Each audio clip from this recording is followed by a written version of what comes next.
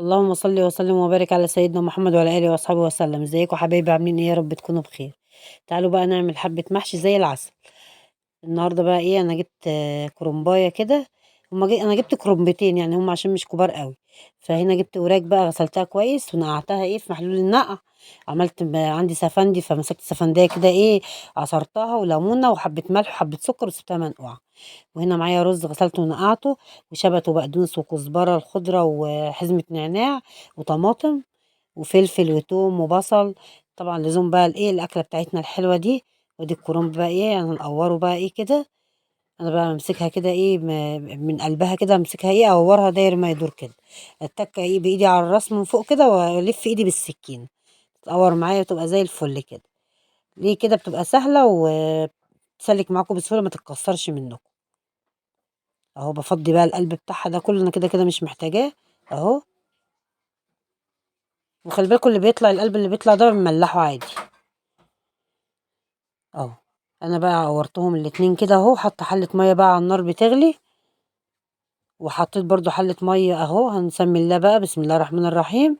حطيت حله ميه برضو على النار للفراخ عشان نسلقها برضو اهي، كله مع بعضه كده. طبعا انا حطيت في الميه دي ملح، وحطيت حبه كمون صغيرين كده. مفيش 5 دقايق على الناحيه دي، وبعد كده اروح قلبها. احطها ايه على العروق الاول. طبعا لما بتيجي تتسلق كده، يا دوبك بسيبها حاجه بسيطه كده على جنب الورق التاني ده. او احط حله ميه بقى ايه تغلي كده للفراخ. اسيبها واسلكها بقى كده. اللي الاقيه اتسلق اروح شايلاه. ما بتاخدش وقت، وكده بتبقى سهله خالص. وكده ما بتتكسرش مننا ولا اي حاجه اهو. تطلع الورقه سليمه وزي الفل. اهو انا كده سلقته كله بقى، طبعا بشطفه بقى بعد ما بسلقه واحطه يتصفى. هنا بقى حطيت حله ميه تغلي، وتبلت بقى الفراخ دي بعد ما شطفتها كويس بتاعت الصفة ببصل، ودعكته بملح وفلفل. وهننزل بقى بالوراك بتاعتنا دي كده ايه في الميه.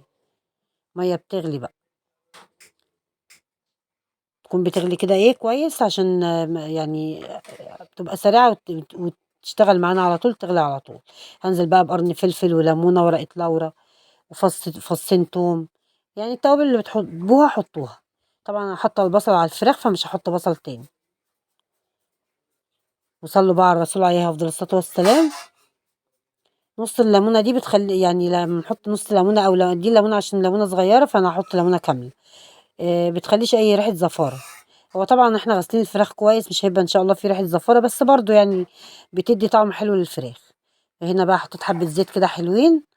وهنزل بقى ايه بالبصل اللي انا فرماه. يعني انا حاطه حبه بصل كويسين كده. طبعا انتوا لو ما فيش مش عايزين تحطوا كميه البصل، احنا عارفين البصل ده بقى ازمه يعني الصراحه. يعني بقى اسعاره غاليه جدا. فممكن تحطوا بصلتين بس. بس انا بحب البصل كتير في المحشي. وده توم وفلفل دقيته كده بالهون. وحطيته بعد ما خد اللون الذهبي الحلو ده. طبعا أنا نزلت بقى ايه على البصله دي حبه كمون وحبه فلفل اسود. بس مش عارفه فصل، يعني ما عرفتش اصور لكم انا نازله عليهم بالبهارات دي. على البصله كده حطيت حبه كمون وحبه فلفل اسود. وحبة ملح كمان. هديها بس تشويحة كده مع البصلة التوم بالفلفل كده، والريحة بصوا كانت تحفة جدا. حبة محشي بقى ايه زي العسل. وهنزل بقى ايه، انا هنا ضربت بقى طماطم على، كان عندي بنجر، فمسكت بنجراية.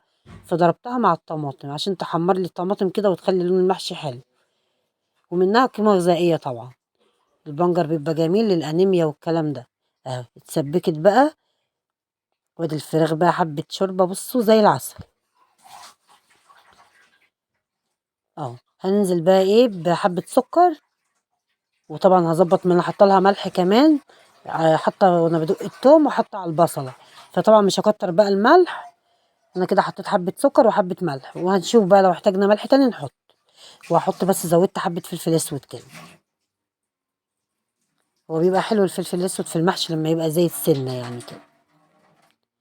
هنسيبها بقى ايه خلاص، يعني هي كده خلاص. هنعمل بقى خلطة، يعني انا كده خلاص طفيت على الصلصة. هنا حطيت توم وفلفل. هنعمل بقى خلطة للفراخ المشوية.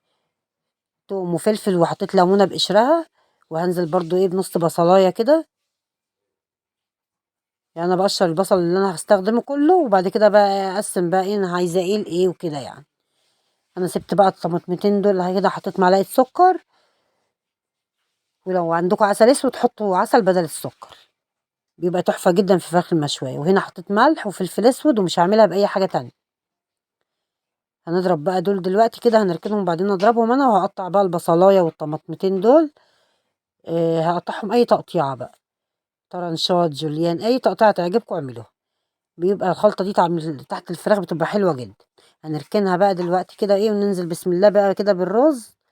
طبعا انا صفيته بقى كويس. اي حاجه انت بتستخدميها في المحشي بقى كنت غسلاها وكده، لازم تبقى متصفيه كويس من الميه. والخضره اهي انا خرطتها طبعا، الشبت والبقدونس والكزبره وحزمه النعناع، خرطتهم كده. وهنزل برضو على الرز كده بيهم. وهنزل بقى بالخلطه بقى، البصل والطماطم والحاجات الجميله اللي احنا عملناها، الصلصه دي. بصوا والله كانت الصلصه دي بتتسبك، كانت ريحتها قلبة الدنيا.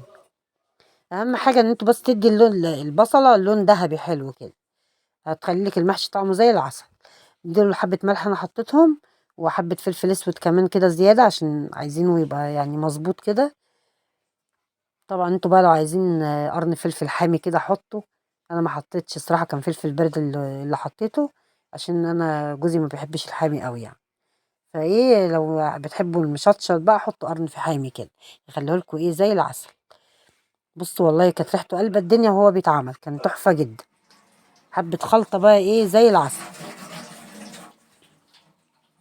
صلوا بقى على الرسول عليه افضل الصلاه والسلام.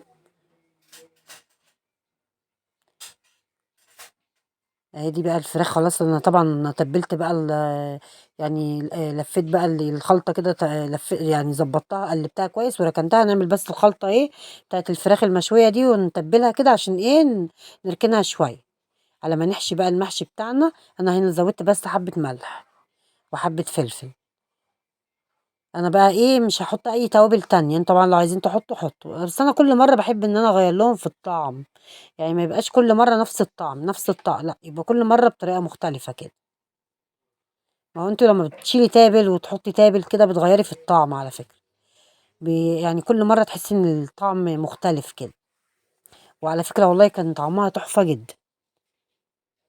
انا بقى ايه بقلبها كده في الخلطه دي، وبعد كده ارصها بقى في الصينيه واسيبها مركونه إيه لحد ما نحطها ايه تحت الشوايه. هنقطع بقى الكرنب بتاعنا كده.